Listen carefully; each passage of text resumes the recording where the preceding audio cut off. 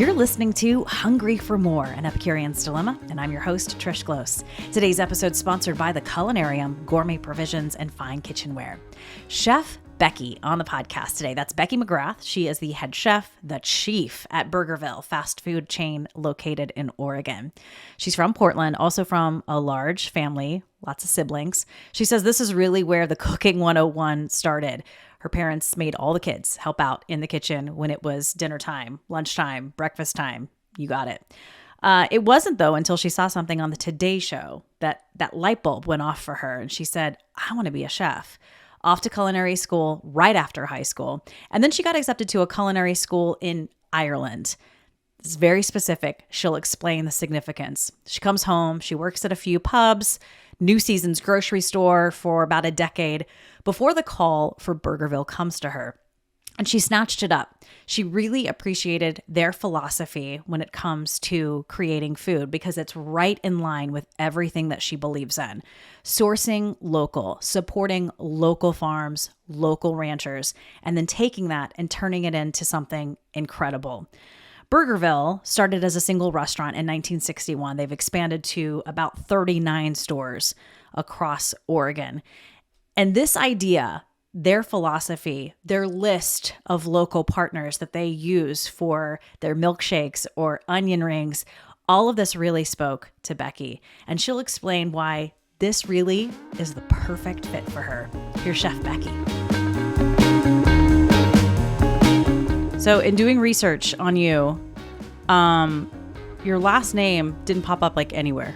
It took some digging. You're Chef Becky everywhere. Yes.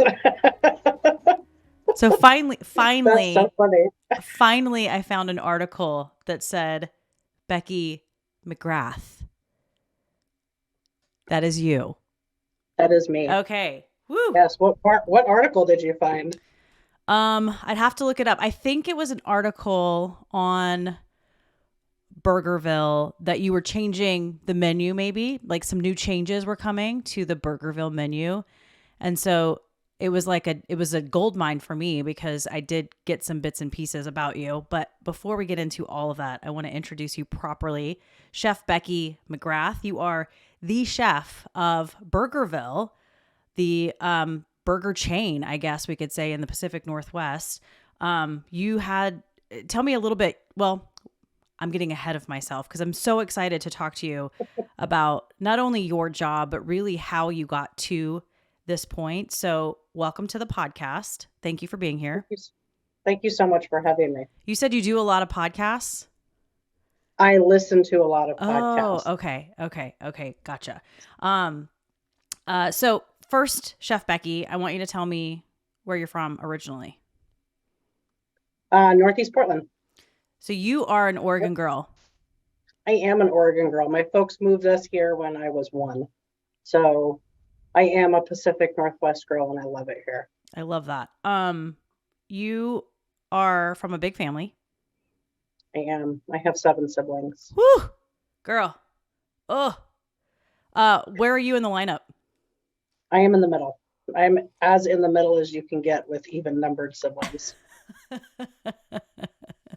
So I have 4 older siblings and 3 younger siblings. Okay, you are right smack dab in the middle. Question, does that whole middle child syndrome thing come in when you have 7 or when there's 7 of you? Well, I'm a bit of a buffer. I'm the one that makes sure that nobody kills each other on either side. And I got away with a lot of things because nobody really knows what the middle child is doing.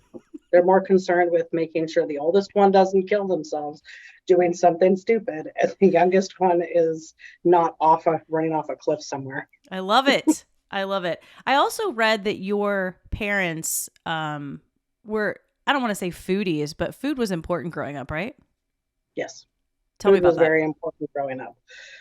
With so many kids, my parents were kind of ahead of their time. A lot of things that they bought were mostly in bulk. And like we would have 25-pound bags of rice and breakfast cereals like farina and oatmeal. And we had a bit of a garden in the backyard, and my mom had us canning with her. Nice. from a very young age. So we would can a lot of vegetables. So wintertime, when it was time to make marinara, we would go down to the basement and get tomatoes. I love that. So yeah, we were preserving and doing all that. And we, having 8 kids, you have to cook large amounts of food all the time because we were feral. We ran around. We were all over the neighborhood running around all year long, basically.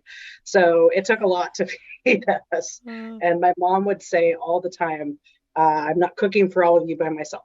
So we were always in the kitchen helping her out. I love that.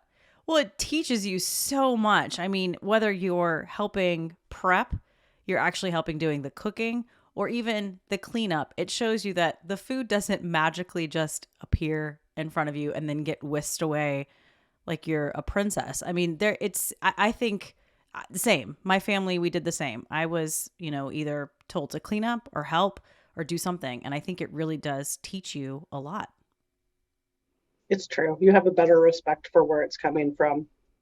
Absolutely. It shows that you can also have fun. Like, one of my fondest memories of cooking as a kid was making blintzes for Hanukkah. And we always had lots of people over for Hanukkah. It's 8 nights. So there was usually anywhere from 2 to 15 extra people to come and learn and participate in the festivities. And we always had lots of chocolate and blintzes and yummy sweet things, and which meant that we were making lots of blintzes. Right. So, we were back there in the kitchen, making filling, making the blintz leaves, rolling them up, listening to music, chatting, laughing. And like, that's part of mine and my sister's best memories is of making blintzes and just, the fun that we had doing that. Absolutely. Was there anything your parents cooked, mom cooked, dad cooked that you just really hits home for you that's pretty nostalgic? Mac and cheese. Yes. Spaghetti. Those things. My mom always made them with fun different shapes to kind of engage with us a little bit. So we would have pinwheels, we would have bow ties, penne, various different shaped pastas and colors. Because little kids want to, they want to be involved in what they're eating, and they want to be involved in the food that they're having. I remember once we had friends from down the street over for lunch in the summer. My mom made mac and cheese, and we were all just starving. So we dug in and we're eating, and the kids are like, "That's not mac and cheese," and because all they knew mac and cheese was a box. Mm-hmm. So the shapes and the color of the sauce wasn't bright orange, and we didn't understand it. We're like, whatever, if you're not going to eat, that's more for me. And then I went over to one of their houses, and their mom made mac and cheese. I'm like, you can't put cheese on a shelf. It has to be refrigerated. What are you doing? Yeah, no, absolutely. I will say I make a pretty mean mac and cheese, like the whole bechamel, good Gruyere, that kind of thing. But there are times where I crave good boxed mac and cheese, a high quality boxed mac and cheese. But do you know what I mean? It's nostalgic a little bit for me. I think there's a level of having a boxed mac and cheese and top ramen in the cupboard that every chef has. Whether they want to admit it or not, you get home, you're tired, you're hungry. Yeah. Nobody wants to put energy towards making food. So it's like, it's just me tonight. I'm just going to have some mac and cheese. And you'll pull out a box. Like, it's in there. Yeah. I used to work in TV news, and we had a cooking segment that we would feature local chefs, local restaurants. Absolutely my favorite thing, easily. But one chef, he's cooking up this incredible, just gourmet type things. And I'm like, so, when you're off or you're on your way home, like, what do you like to eat? And he's like, Carl's Jr. Right? Because of that reason right there. He's like, I just worked, 10 hours in the kitchen. I'm not going home to cook. I'm picking up like a burger and fries. Yeah. Or it's the end of the week and you're like, you don't want to remember how many hours you've worked that week, and you don't want to cook. Yeah. So Chef Becky, was there a moment, I guess, in your childhood? Because I know I read, correct me if I'm wrong, you went to culinary school like right after high school, right? Right after you graduated. So was there a moment in your childhood growing up where you were just like, this is it. I'm going to be a chef. This is what I want to do. Yes. So most of my adolescence, I watched a lot of cop dramas, and I wanted to be a cop. Like when I was Really? cops and robbers, I want to go put away the bad guys. And uh, we always liked cooking. My mom would let us kind of play around with it. The problem was, is if it didn't turn out, we all had to eat it anyway. Yeah. Can't waste it. Nope. And it kind of, my parents raised us vegetarian. So we did not have steaks, chicken, none of that was in our house. And so when my parents would go shopping on Saturdays, we would go to the store and buy steak, cook ourselves steak.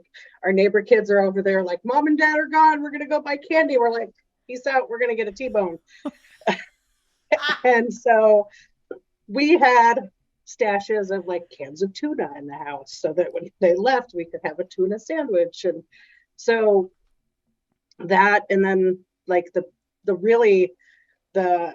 what really kind of turned me and made me want to really go for a life of, making delicious food for other people. I was watching the Today Show, and they were interviewing this woman in Ireland, which was something as far back as I can remember. I was like, I'm going to Ireland. It's beautiful there. I always wanted to go. And they interviewed this woman. Her name was Myrtle Allen. She had a bed and breakfast in a teeny tiny little town on the coast of Cork in Ireland. And they're talking to her because it's pretty famously known in the UK. It's a kind of an upscale. It looks more like a boutique hotel at this point than it does a bed and breakfast.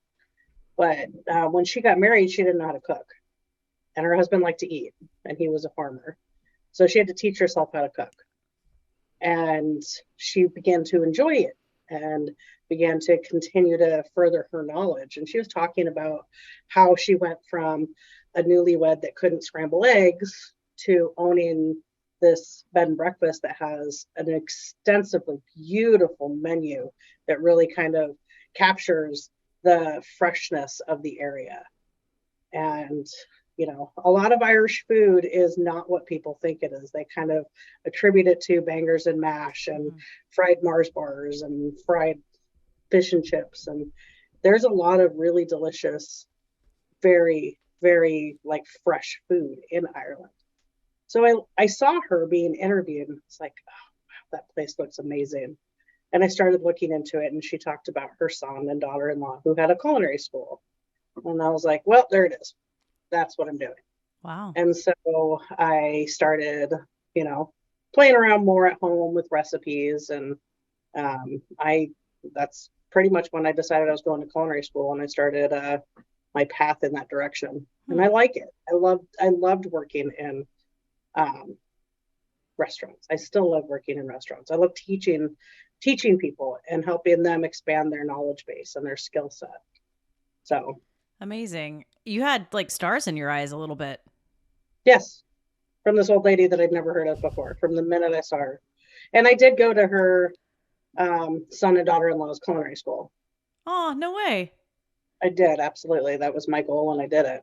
So I went to what was Western Culinary at the time here, right out of high school. And not long after that, I put in an application to go to the school there. It still is kind of small, but it was very small. I think there was only 50 students that they took at a time. Wow. And the cookery course was 3 months. And you live at the school. Incredible.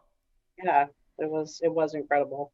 What do you think that experience did for you ultimately in your culinary profession? Did it kind of open your eyes to new things, new techniques, new food? It did. The thing about that school is it's a fully functioning and sustainable farm. They have multiple gardens, floral gardens, vegetable gardens, herbal gardens, all of that. And they're very much known for it. People come from all over the world to walk around their grounds and look at their beautiful gardens. And their most important thing is they really pull from what's close to them. So typically what you're looking at is most of the food is coming from at least 10 kilometers from the school. The fish came from Ballycotton and still comes from Ballycotton, which is, just about 5 miles up the road. And it gets, the fishermen go out, they get the fish and they bring it, and it's 20 minutes, 30 minutes out of the water. So you're getting the freshest possible seafood. The ranchers that raise the cows are not far away. They're in the next town over, and they purchase cows from them for the school. The pigs come from another farmer. Walking from the town, it was basically, this town was a petrol station, a door that was the post office, and 2 pubs. Wow. That was the main strip right there. Yeah. But there was a potato farmer on the way. You walk about a quarter of a mile in, and there's a potato farmer right there, and that's where a lot of potatoes come from. So really kind of using the land and getting product from people that are close by, and developing those relationships with those farmers and those ranchers. And that really stuck with me. It was locality. How do you not just support those farmers, but in turn what you're doing is mutually beneficial, because they have an outlet for food, but they also have the ability, the school, to reach out and get more people to purchase from them.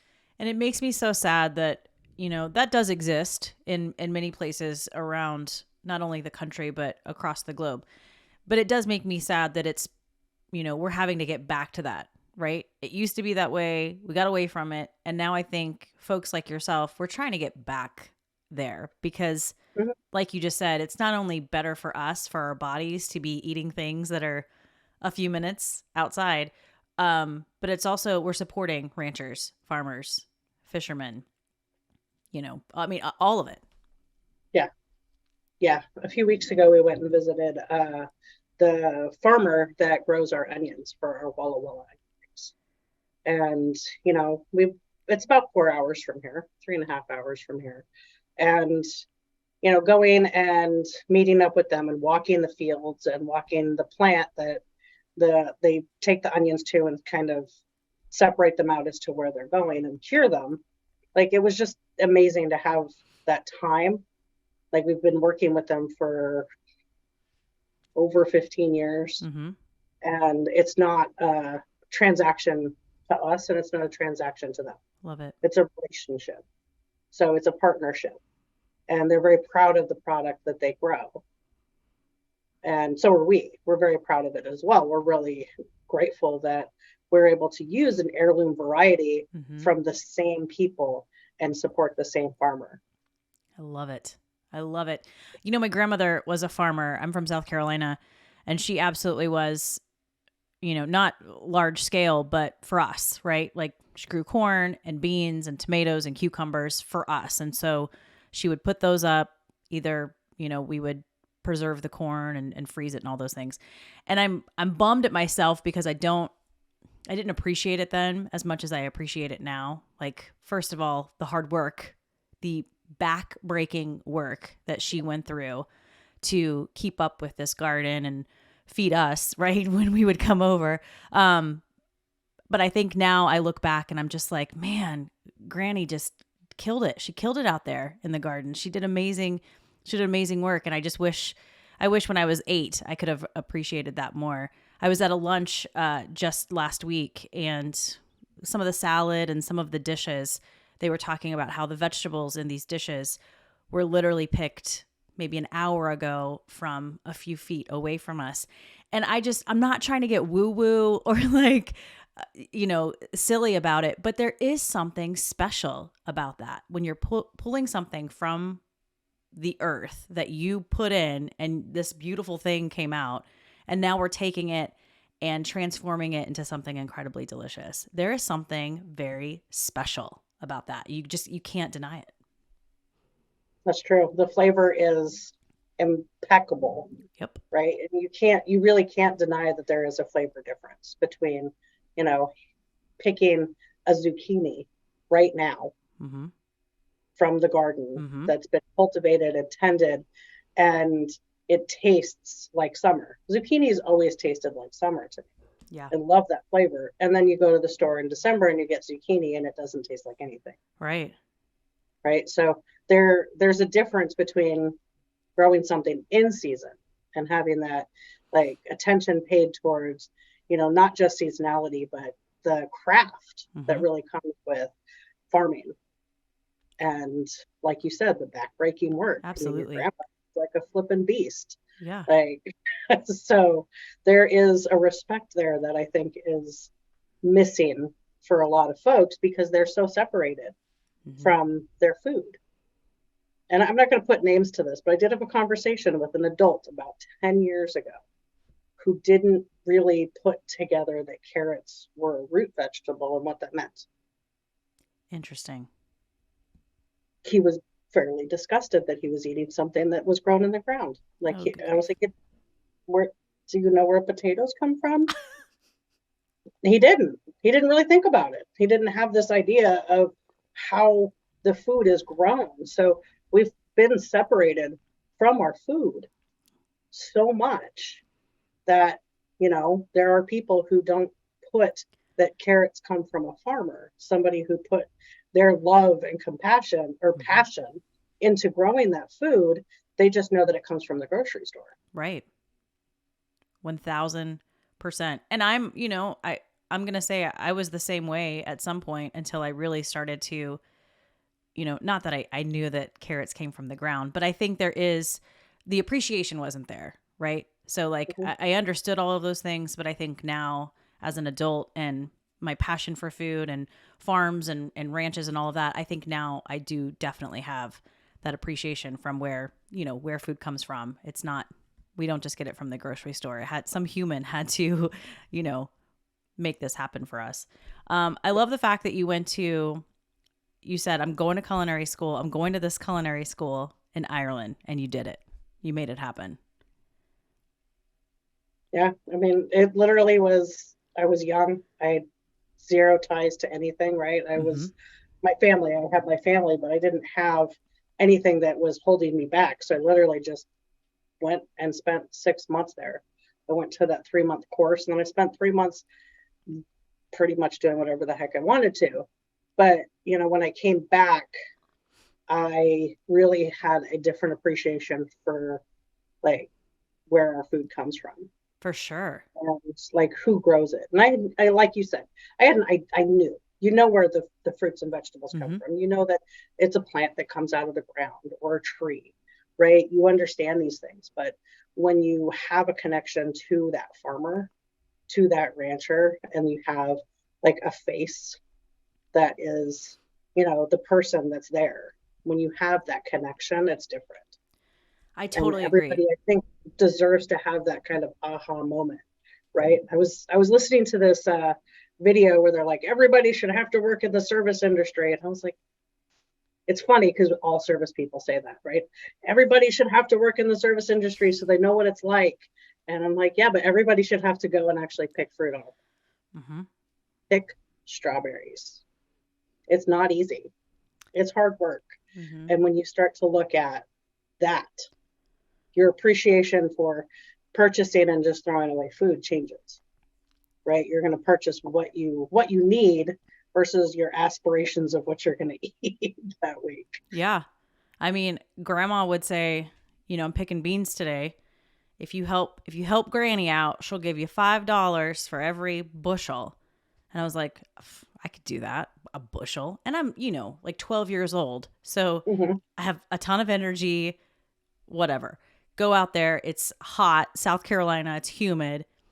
I realize a bushel's quite a lot of beans. I probably got 10 minutes in and I'm like, Grandma, I can't. It's too hard. And I went back in the house while she stayed out and picked, however many bushels of beans that she picked, bending over, pulling them out. Right? I mean, it's just Yep. so much respect. So much. We are going to talk about Burgerville. how you got there. You had a few stops along the way, so it's not like, culinary school straight to Burgerville. So I want to talk about that. First, though, we have a quick message from today's sponsor. We'll be right back. Gourmet provisions and fine kitchenware, a cook's dream, all nestled in the Culinarium in downtown Ashland, Oregon. Discover the latest in bakeware and cookware and timeless pieces to complete your kitchen collection. Unfold something new and fresh for your tabletop. Find all the essentials for your home bar. Stock your pantry with an array of gourmet goods, oils, salts, and specialty items. Shop the Culinarium from the comfort of your own home. Visit ashlandculinarium.com and discover the finest gourmet provisions and kitchenware. So you finish culinary school. You come back to Oregon? You come back to Portland? Yeah. Okay. So back to Portland. Now it's time to find a job, right? It's time to get to work. It's time to put all those culinary skills to use. What do you do? Mm-hmm. Where do you start? Well, before I went, I did my externship from Western at Kel's Irish Pub. I figured Irish pub, going to Ireland. There you go. Makes sense. Somewhere. So you got that like introduction into the world of culinary arts that, you get some of that in culinary school, but there is practical and then there's actual. Those two things, usually there's a little blurred ground in the middle, right? When you're in culinary school, you cut that carrot to be exactly square so you can cut it down to whatever shape you want it to be. In the real world, if you throw that much carrot away, they're going to fire you. But they still want it uniform. So you gotta take that practical and put it into actual daily usage. And being the only girl in the kitchen, I had a lot of heckling a lot of the time. They were good guys, very good guys, but they were also kitchen dudes. Right. And pirates. I think they didn't quite expect me, because I was raised by my brothers and I was raised to not take crap from anybody. Yeah. So, it definitely, like, a few days in, they were, giving me a hard time, and I snapped back at them. They're like, oh, this is going to be fun. And we did. We had a great time, but, I gave them just as good as they gave me. Good But I learned a lot from them, and I loved it there. So then when I came back, that connection got me an interview and a job at a pub, what we would now call a gastropub, right? So we did spit-fired food, we did spit-fired chicken, pork. There was it was a brew pub, so there was a lot of fryers, but we had a fairly decent menu that was nice and extensive and gave me a lot more knowledge on how the functionality of a restaurant works. And every place I worked, I've always eventually, within a short period of time, gotten into some sort of management, because I can manage my time. I can help manage other people's time. I really do feel like that came from being in a large family. It wasn't just you getting ready. You had to get you and anybody that was younger than you ready. Right.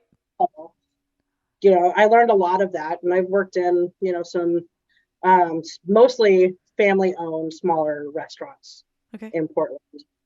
I did some kosher catering with a friend, and that was a crazy 6-7 months. Kosher catering is its own beast, and there's not a lot of it in this town, but there's a niche market for it. And I worked with a friend, and I loved that experience. It was a great experience. And then I was able to get an interview at New Seasons. Oh. Actually, but I interviewed with somebody I had interviewed for a job at another location.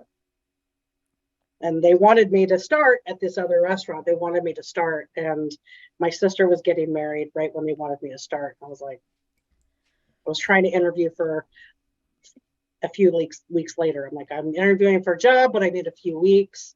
That fell through. And that's why I did the kosher catering, because it was a little more flexible, a little bit more open to me being able to take the time that I needed. That same person took my resume with her. when she went to New Seasons. Hmm. And she called me up and she's like, hey, you ready to work? I need a sous chef. I was like, yeah, let's do it. I love that. And so I worked at New Seasons and their delis for just shy of 10 years. Wow. I love New Seasons. It easily just such a beautiful grocery store. Good stuff. It is. It is. And it's interesting because my dad worked for Kino's Oh, back in the day. And so when Kino's went out of business, New Seasons took over one of their old locations in Raleigh Hills. And so the friendliest store in town went from being a Kino's slogan to being a New Seasons slogan. So it was kind of, I had a little bit of a connection there because my dad worked at the Kino's that was literally right next to our house. You could see the brick wall from our living room window.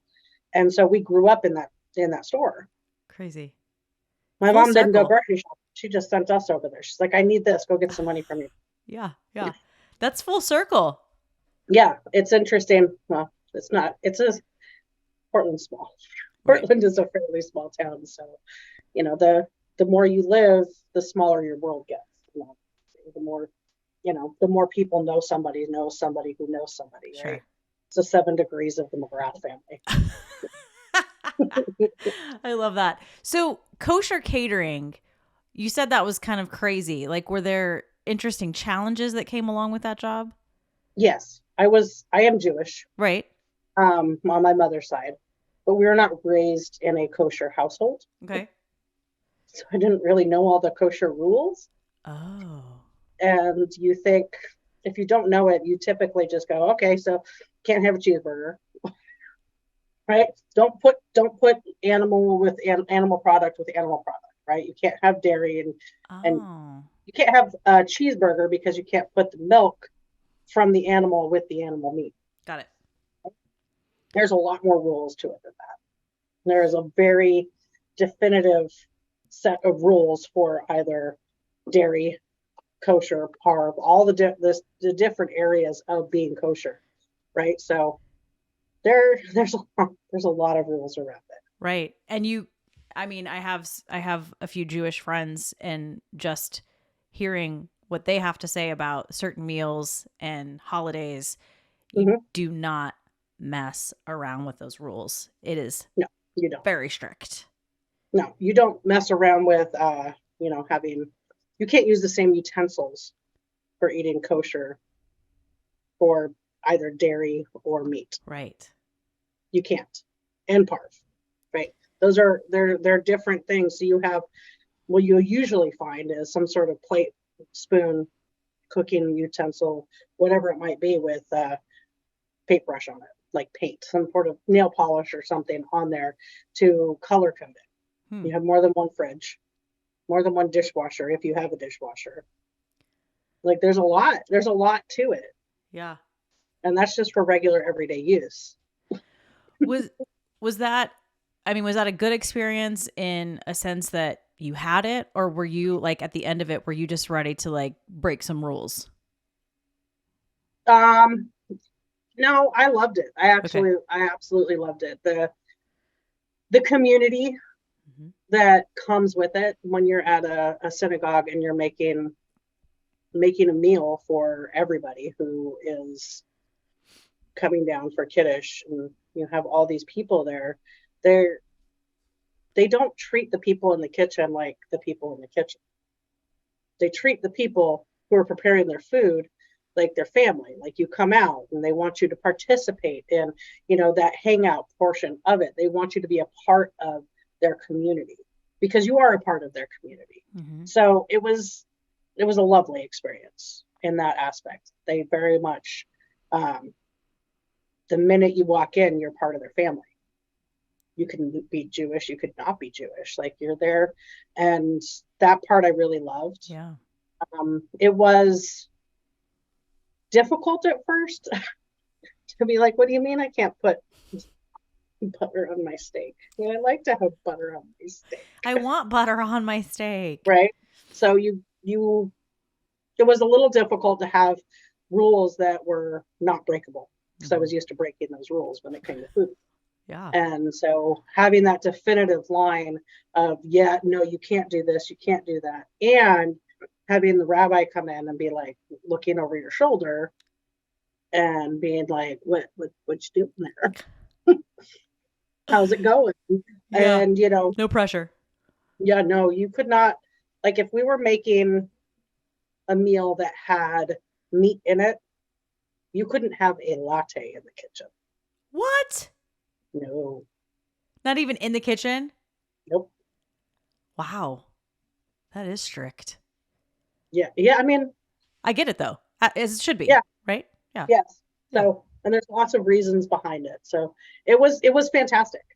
And I think it was the break I needed to Mm-hmm. kind of let me, break away from that line cook mentality, get a little bit of knowledge from a different source and how you cook.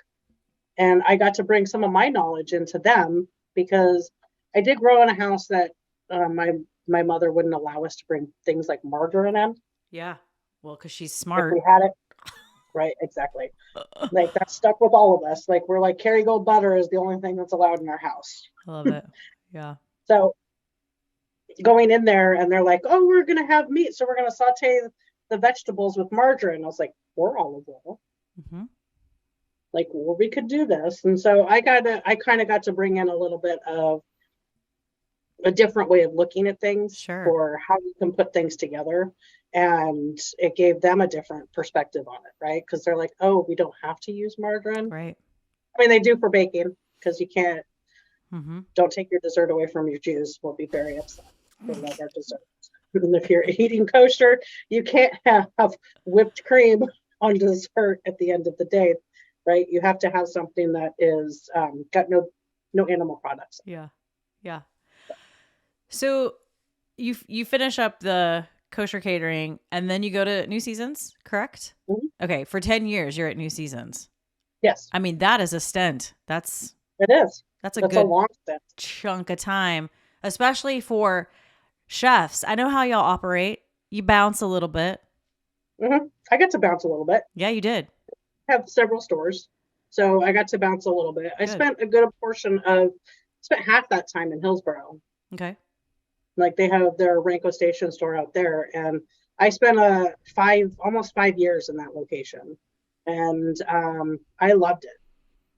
The people that were there, the people that came into the store, you get to know your community.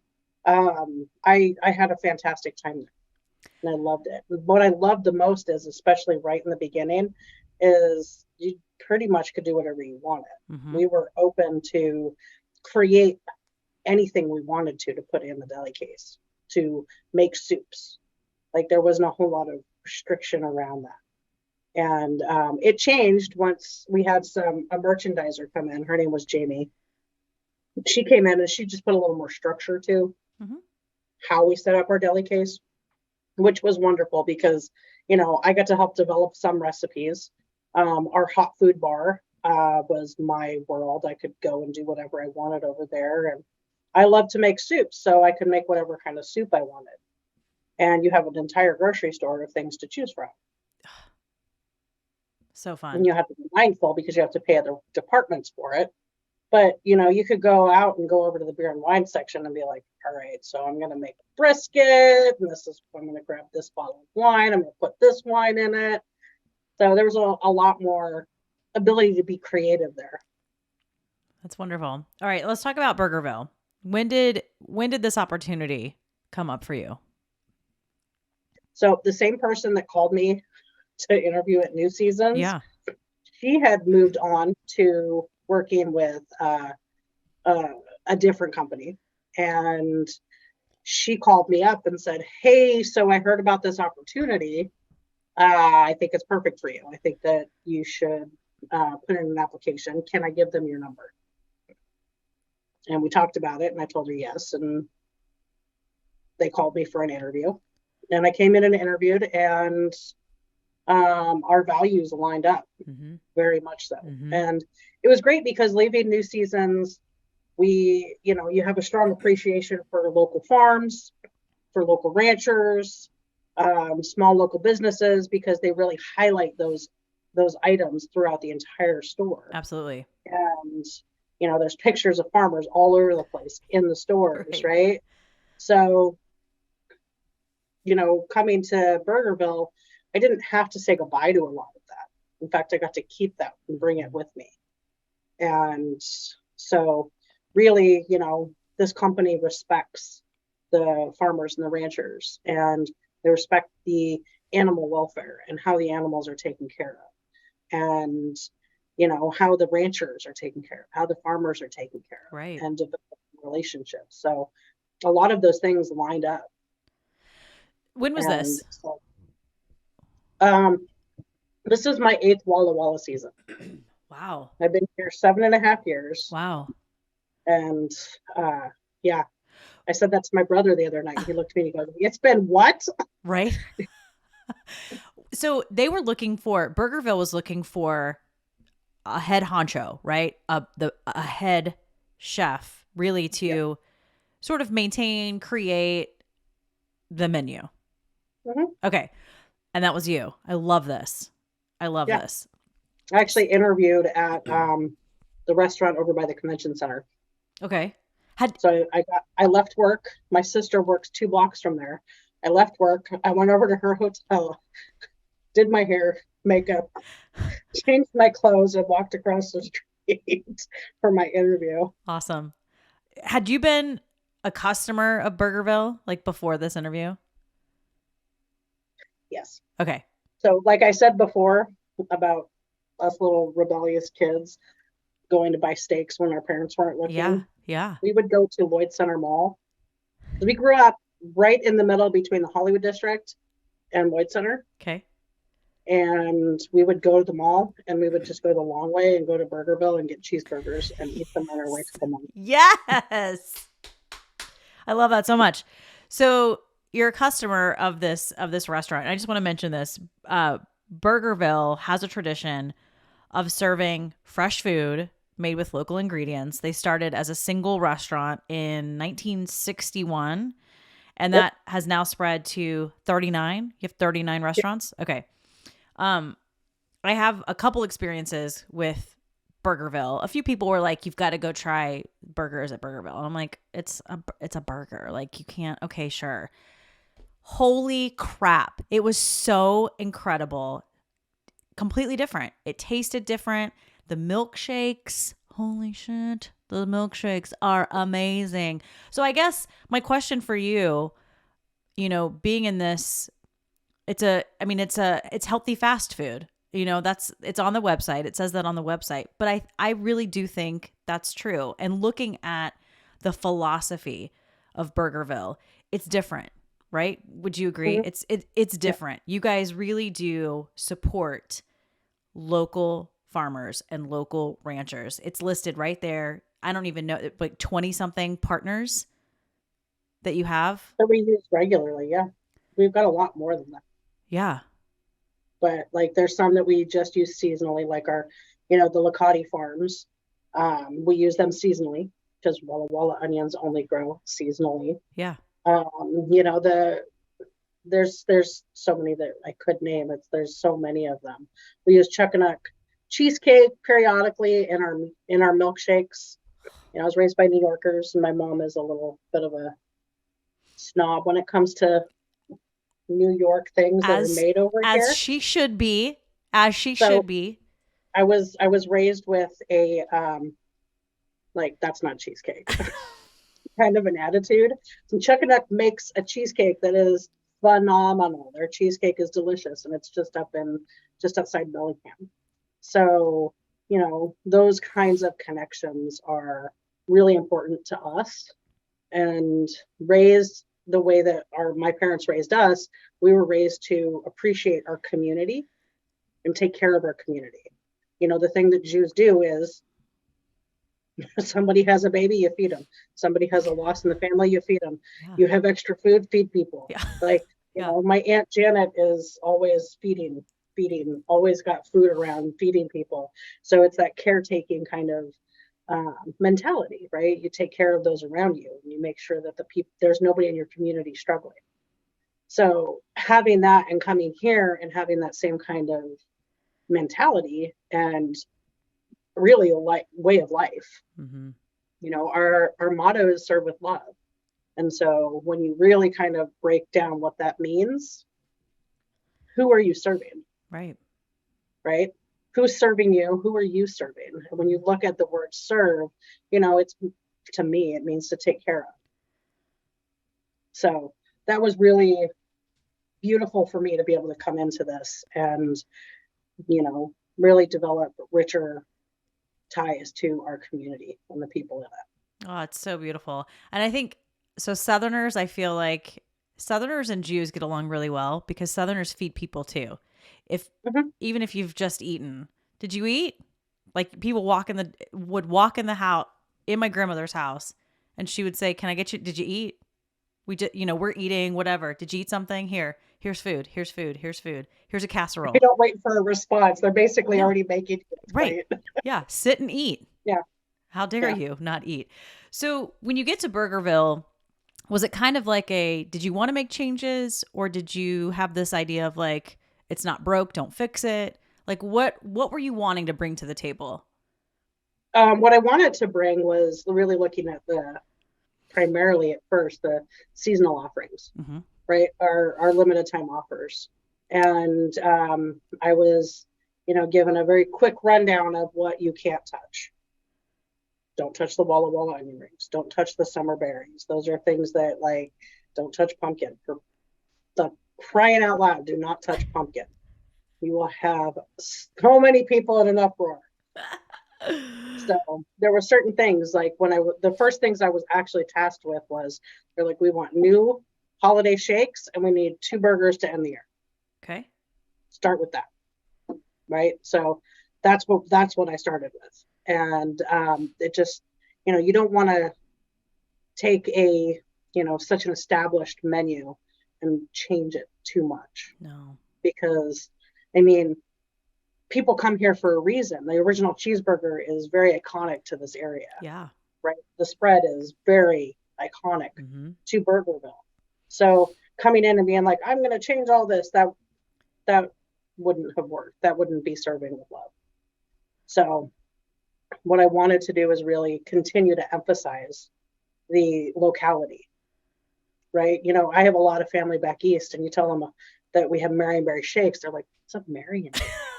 Yeah. Right. So they don't know what that is. Yeah. And you have people coming in from out of town who don't really understand some of our, things that are really iconic to this area. Mm-hmm. And I realize I've used the word iconic a couple of times. No, it's all good. It really it's very different. It's like huckleberries. Right. We don't currently have huckleberries in our menu, but, not many people know what that is outside of this area and how hard it is to pick them. I do appreciate the limited time deals, right? Because that to me says you're not getting berries or onions that were frozen or this or that, right? It's just, here's when it exists because this is when the season is. And once that's over, you're not going to get it until next year. Yeah. I appreciate that. That's amazing. Yeah. And our onion rings are literally handcrafted in each restaurant. That's so amazing. Get a whole onion in, and they cut that down and they hand bread it in each location. So when you go, you're very much being given something that has been handcrafted in that building. In the summer months, right now we have our raspberry shakes, and we're about to go into Marionberry shakes, where in a few short weeks we will be, serving everybody the Walla Walla onion rings with the Marionberry shakes, which is my younger sister's favorite time of year, because she loves the Marionberry shakes, and she absolutely loves the onion rings. So these things are part of the reason why I just love being here. I know. I can. Right? Even with the pumpkin, there was one year that we were having a hard time sourcing somebody to produce the pumpkins because we use Stallbush pumpkins, and they're very much a Northwest pumpkin. It's a heritage brand, but the person that was making our puree stopped making it. They stopped that whole line. And we were not sure we were going to have somebody to make it. And I swear the pitchforks came out. People were not happy. And it was only a rumor. It wasn't even a fact. Somebody just heard that we were going to have pumpkin, and we had so much hate mail. Oh no. And then we're like, no, guys, take a breath. It's going to be okay. We're just starting it a little later than we usually do. It's going to be okay. And the pumpkins came out, and everybody was happy as well. Okay. Like happy. So there's those certain things that, you don't want to mess with too much. At all. No. And I'm there. Like, don't mess with my favorite burger. Like, don't touch it. Yeah. Don't take it off the menu, please. Crying out loud. But I do get this feeling. I mean, you are just right where you belong. You really are. Like, it seems like you started on this path, and I feel like it really started in Ireland for you at the culinary school. This idea of sourcing local or as close as you can, and then just making really good food with that. I see it. That's awesome. That is what I do. And I get the opportunity to find different and unique ways of training a large group of people. Yeah. Because I can't go into each restaurant as one person and hand train everybody, but finding different ways to give them the tools to be able to continuously improve your skill set. That's my most important thing. It's like, if we're always pushing to continuously improve our skill set, then we will be the best and the top of our business. Right. So we're always looking for ways that we can engage with a broader group of people at our restaurants and really give them the skills to, consistently improve what they're doing. And what I do believe is working in the restaurant business, because we have a lot of folks that come in high school and then they go out and they go to college and they go on to find their passion in the world. And what I think that we can give them is the ability to work in a high stress environment with a diverse group of people, both coworkers and guests. So if you can come in and you can take those skill sets, you can take that to any job, anywhere. And so when you have a business that has a lot of entry level positions and a lot of folks that they're not gonna stay forever. Sure. This is their stepping stone into getting into the workforce. You have a really great opportunity to give them a lot of skills to take them into the rest of the world.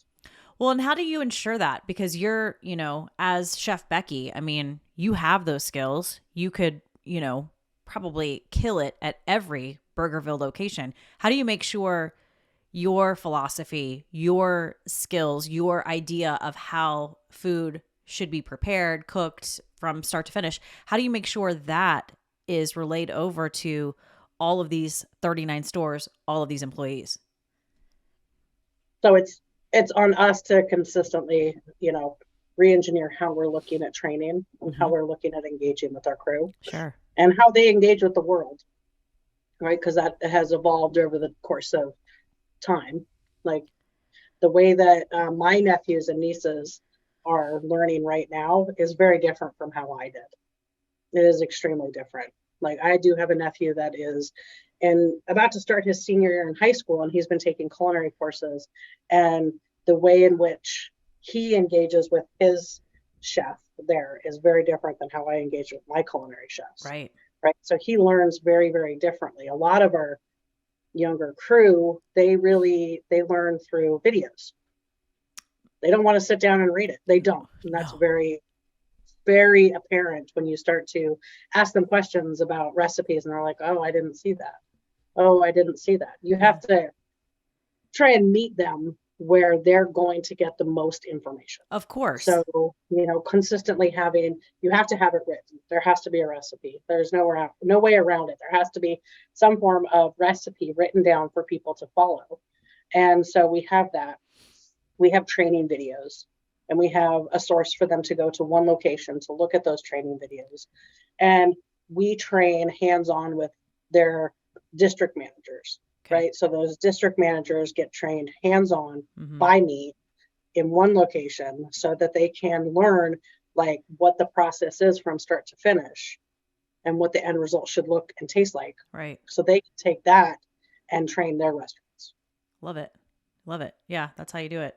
Um, this has been incredible, Chef Becky. We're going to wrap up a little bit and get to the final three. The most important question, though, I have to ask you is, when is Burgerville coming to Southern Oregon? I hope soon. I do hope soon. We are in conversation around expansion, I love it. and our, well, I can't say new anymore, but our CEO, Ed Casey, um, he loves this brand, and he was very, very happy to come on and start working with us. And he's been in the food service industry for, I'm not allowed to say how long, but he's he's been in the industry for a long time, and he is very knowledgeable. And he is like, we have not come anywhere near tapping out the market that we are in. And he is talking about how we can go down to Central Oregon. There is conversations. Okay. Send me his email. So, I mean, we're definitely going to be expanding. There is conversation around expanding. I just am not Okay. entirely positive in what order we're going to do it. But there is conversations about Central Oregon. There's conversations about Central Washington. All right. That works. I'll just it'll just be road trips now in the meantime. Yes, I've been saying since I got here, I'm like, Bend is an open market, and there's a lot of places around Bend that we could go to that really would love us to be there. Well, I'm a fan of not only the food, but I really am a fan of the philosophy, and I love any company that supports their neighbors and their community. And it's not just talk, right? I think you guys really do walk the walk here when it comes to supporting local. Yeah. I love it. All right, Chef Becky. It is a passion of ours, so. It is. Yeah, you can tell. You can absolutely tell. All right, we're going to wrap it up, get to the final three. Best advice you've ever been given? Best advice I've ever been given for the kitchen? I mean, the kitchen, life in general. Like, what's something that you just maybe repeat when you're training, or something that just is always in your head? The most important, that's a tough one. I know. Really, it's not an easy question to answer, but I think what I really kind of have taken with me for a lot of years is the do unto others mentality. Yes. And I take that to a lot of different aspects. The respect that the animal deserves, right? So do unto others. The animal should live a very happy life. Giving those around you the knowledge that you have. Sometimes they don't want it right away. Sometimes they don't realize they need it right away.